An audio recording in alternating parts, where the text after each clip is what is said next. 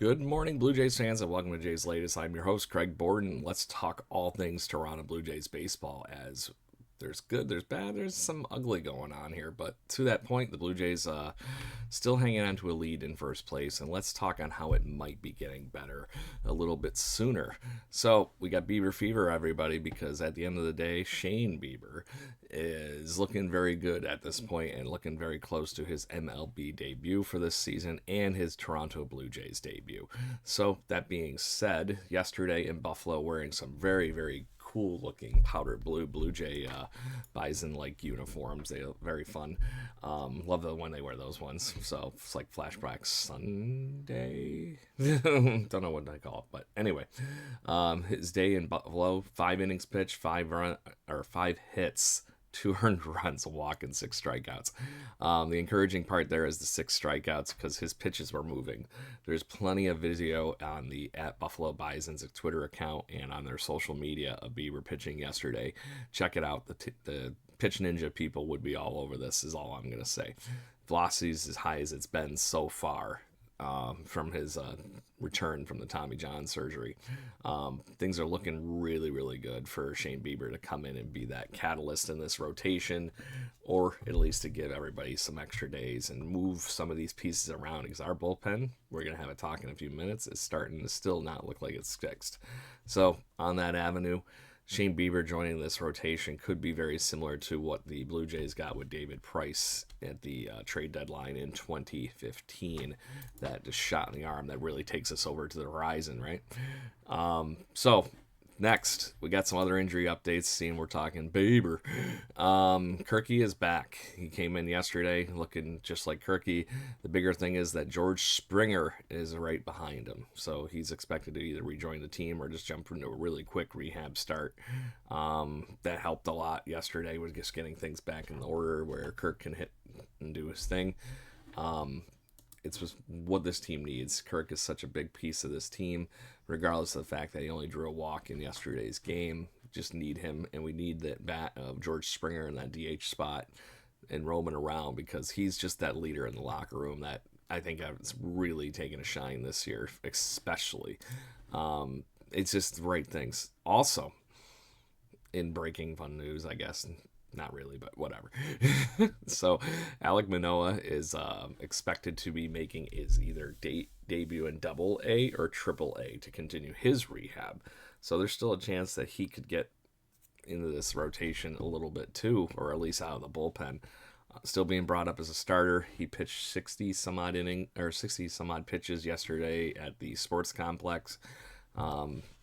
So he's continuing moving right along too. Still another great arm that we could add to this team. I think the more interesting thing is I think he technically has to be on the roster sometime before the end of August, before if he's allowed to pitch in the playoffs. So there's something there that's some caveat in the roster stuff. I don't remember the exact date, but there is some date that you had to have enough service time to play in the playoffs to be on the playoff roster. So could be a caveat there, but we'll see what happens.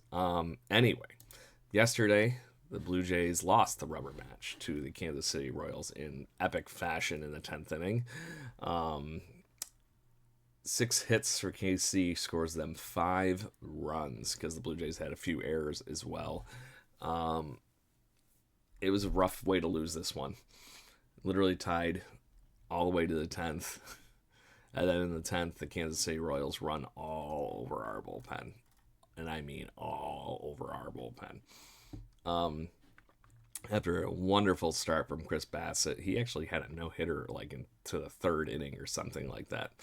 1 hit, 1 earned run, 3 walks, 5 strikeouts for Chris Bassett. The 3 walks are the reason he had the 1 earned run, as it turned around into obviously a hit that turned into a run. Brandon Little looked good. Varland got in there, had a little bit of a rough outing, allowing a run, but still only a 2.12 ERA on the season. Jeff Hoffman comes in and pitches a clean inning, but then Sir Anthony Dominguez, not looking too nightly, gives up 5 runs, 3 of them earned, does not record an out, along with 2 hits and a walk.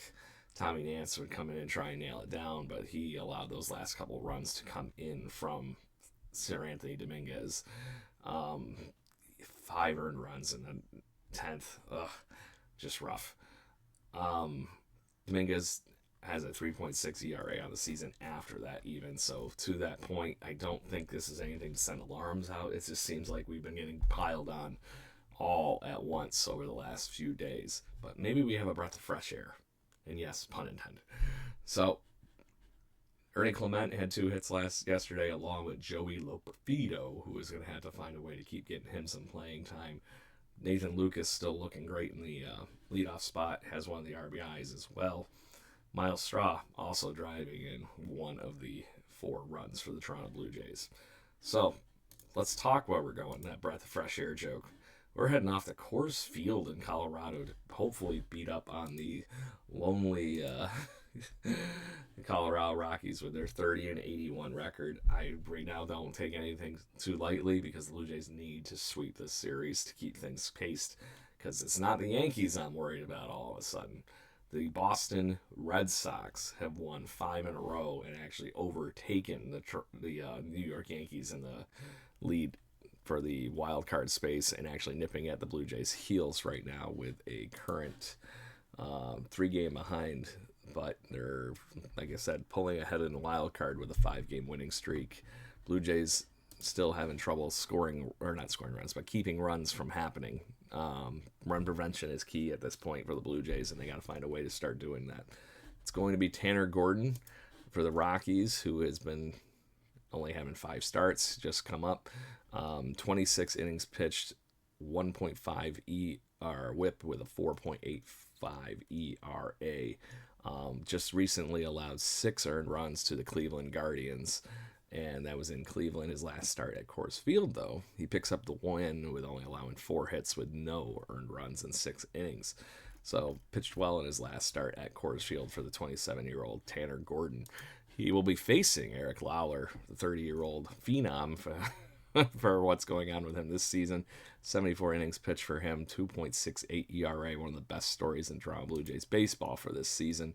And over his last few starts, he has not allowed more than 2 runs in those starts, including a gem against the Detroit Tigers, 8 innings, only 1 earned run on 5 hits. Similar last outing in Baltimore, but did not pick up the win. So that's it, Blue Jays fans. Hopefully we get a chance to, like I said, enjoy the Rocky Mountain air and see what happens here as the Blue Jays take on the Colorado Rockies over the next few days. It will be needed to get back on pace against the Rockies. So talk to you soon, Blue Jays fans, and let's go.